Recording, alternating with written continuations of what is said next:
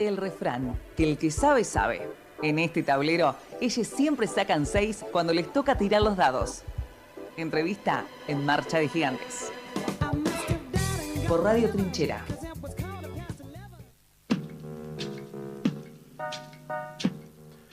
Muy bien, como decíamos en la ronda de presentaciones, no solamente nos íbamos a detener en el análisis de las elecciones chilenas, sino también nos vamos a meter en lo que dejaron las elecciones en la República Bolivariana de Venezuela y para ello vamos a estar en comunicación con la escritora, investigadora y educadora popular colombo-venezolana, que además es integrante de la red de intelectuales y artistas en defensa de la humanidad, María Fernanda Barreto. María Fernanda, Nicolás San Pedro y el resto del equipo de Marcha Gigante de este lado. Muchas gracias por estos minutos. Hola Nicolás, un gusto saludarte a ti y a todo el equipo de Marcha de Gigantes. Un abrazo desde Caracas, cuna del Libertador y capital de Venezuela, Cuba, cuna de Chávez. María Fernanda, durante esta semana se han hecho infinidad de análisis respecto de lo que dejaron las elecciones a gobernaciones y alcaldías en Venezuela. Una victoria importante del chavismo en 20 de los 23 de las 23 gobernaciones, además de ganar la capital Caracas.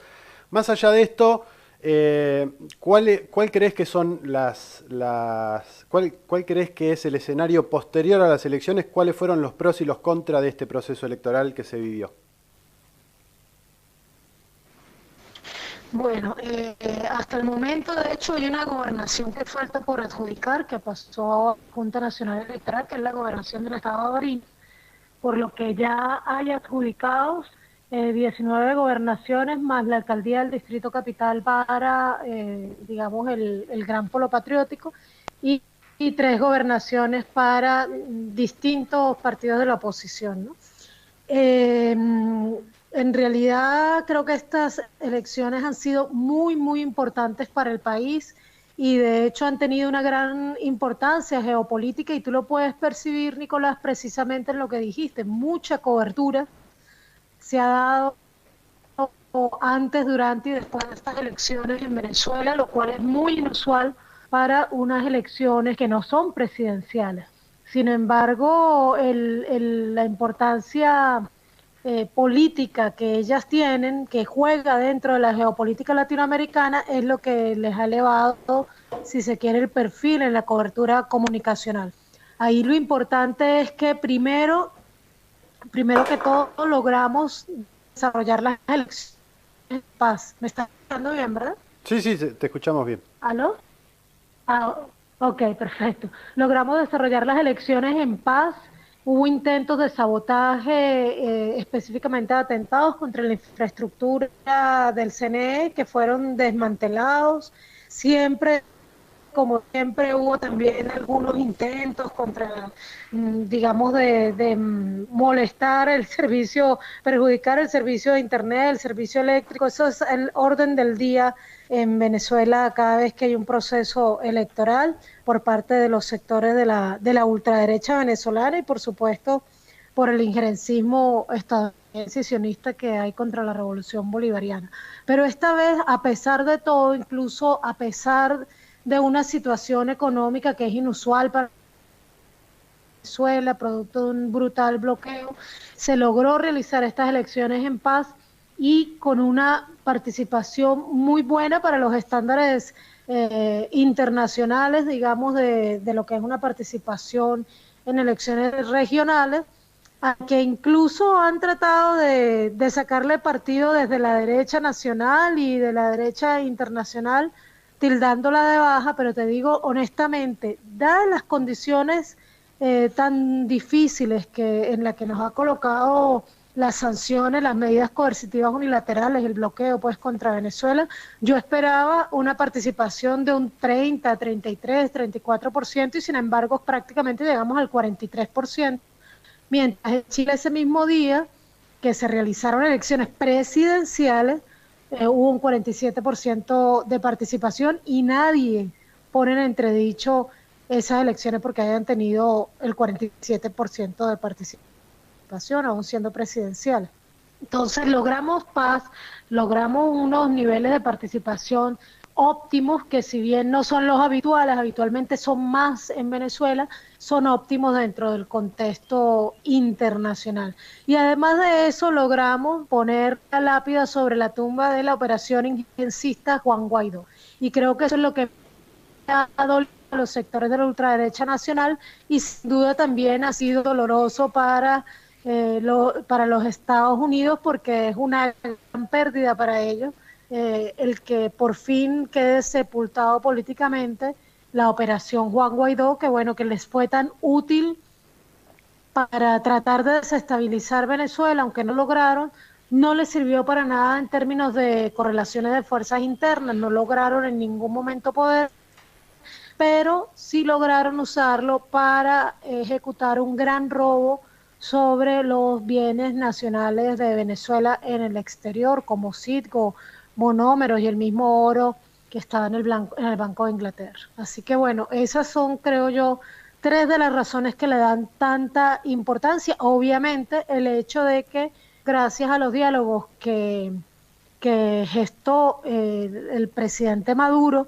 con la oposición venezolana en México, con el acompañamiento internacional del Reino de Noruega y de otros países, pues se logró también una amplia participación de diversos sectores de oposición, porque como bien sabes, la oposición en Venezuela está partida en 1000 pedazos. Justamente una de las cosas que veía durante la semana es que no solamente Estados Unidos, sino Canadá, Gran Bretaña, España, incluso Colombia, no sé con qué cara, pero hasta Colombia, el presidente colombiano, insultaron o deslegitimaron el proceso llevado adelante. Lo que sí termina de quedar claro es esto último que señalabas, que al haber habido una gran participación de la derecha, por lo menos la vía de desconocer las elecciones queda de lado, queda como exceptuada.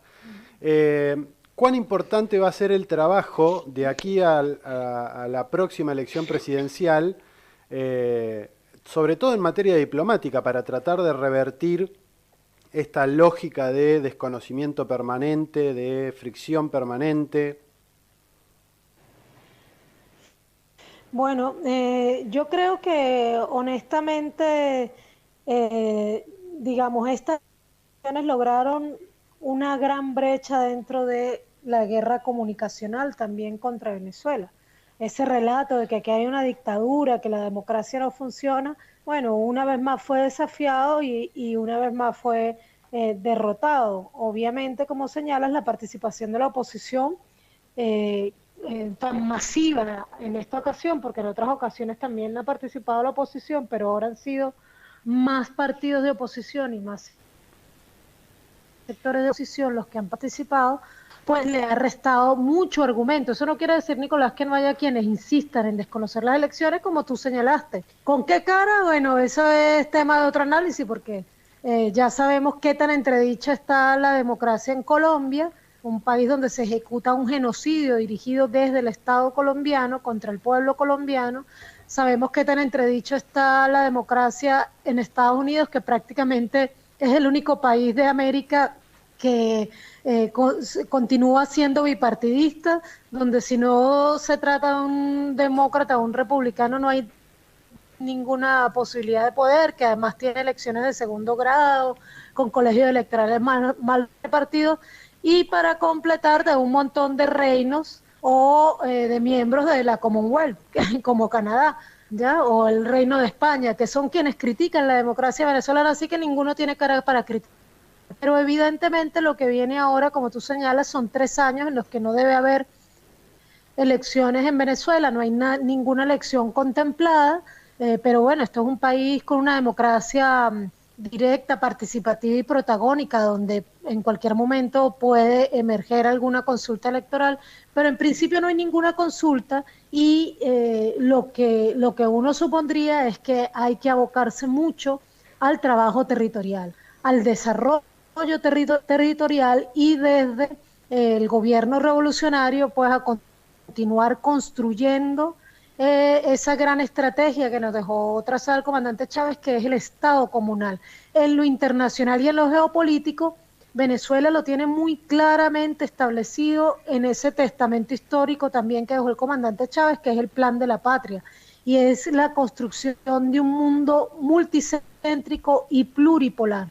A eso es que ha apostado desde hace 2 décadas la revolución bolivariana en Venezuela, tal como lo apostó también hace 200 años Bolívar, y a eso mismo es que debemos seguir apostando. La unipolaridad como estructura geopolítica del mundo está en decadencia, está en sus estertores ya de muerte, digamos, y la lucha ahora es para que el mundo no sea ahora ni nuevamente bipolar, ni siquiera tripolar, sino que sea un mundo multipolar, pluricéntrico, donde no Venezuela, sino América Latina pueda emerger también como un bloque en unidad para formar parte de ese equilibrio mundial, porque tal como lo plantea el Plan de la Patria, solamente un mundo multicéntrico y pluripolar podrá garantizar la paz.